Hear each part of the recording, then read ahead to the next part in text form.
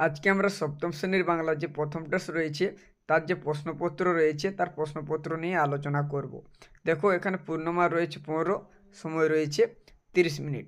প্রথমে রয়েছে সঠিক উত্তরটি নির্বাচন করো। এখানে প্রথম প্রশ্ন রয়েছে পাগলা গণেশ একটি কি? বিজ্ঞান, কল্পবিজ্ঞান, রূপকথা, বিষয় গল্প। এর উত্তর হলো কল্পবিজ্ঞান। তারপরে রয়েছে কবিকে নীল রংটি ধার দিতে চাই, চড়ুই, আকাশ, দোকানদার, মাছরাঙা। এর উত্তর হলো মাছরাঙা।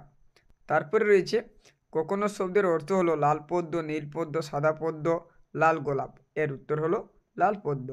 এরপরে রয়েছে পাখি সব করে রব, রাতি পয়লো কবিতাটির কবি হলেন কে? অপশন রয়েছে মদনমোহন তর্কালঙ্কার, মধুসূদন, রবীন্দ্রনাথ ঠাকুর। এর উত্তর হলো মদনমোহন তর্কালঙ্কার। তারপরে রয়েছে ছন্দ আছে জোছনাতে, পূর্ণিমাতে, সারা রাতে। এর উত্তর হলো জোছনাতে।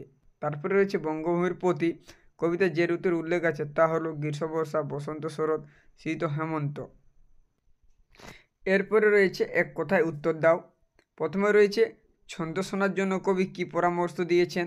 তারপরে রয়েছে পাগলা গণেশ কোথায় আশ্রয় নিয়েছিল। এরপরে রয়েছে একুশের কবিতায় একুশ বলতে কী বোঝানো হয়েছে। তারপরে রয়েছে এ মিনতি করিপদে কবি কার কাছে প্রার্থনা জানিয়েছেন।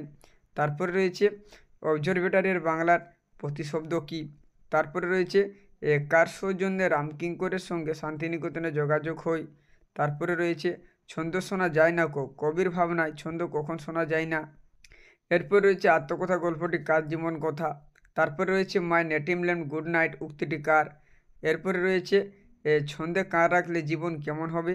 তারপরে রয়েছে পদ্য লেখা সহজ নয়, পদ্য লেখা কখন সহজ হবে বলে কবি মনে করেন। তো এই ছিল এখান থেকে যে ছোট প্রশ্নগুলি রয়েছে সেই প্রশ্ন তোমরা অবশ্যই এই প্রশ্নগুলির উত্তর নিজে করার চেষ্টা করো। এরপরে রয়েছে এক কথায় উত্তর মাকু থেকে। প্রথমে রয়েছে মাকু উপন্যাসধর্মী রচনাটি কার লেখা। তারপরে রয়েছে সোনাটিয়ার বয়স কত।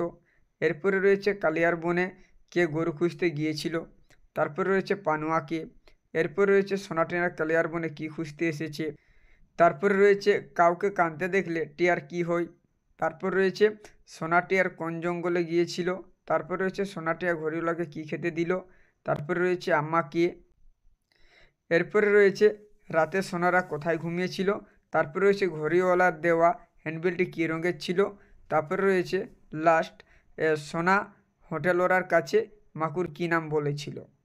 তো এই ছিল তোমাদের প্রথম টেস্টের জন্য যে বাংলা প্রশ্নপত্র, সেই প্রশ্নপত্র আর এই প্রশ্নগুলি কিন্তু খুবই গুরুত্বপূর্ণ। তো তোমরা সকলে যে ছোট প্রশ্নগুলি রয়েছে সেগুলি কিন্তু সমাধান করার চেষ্টা করো।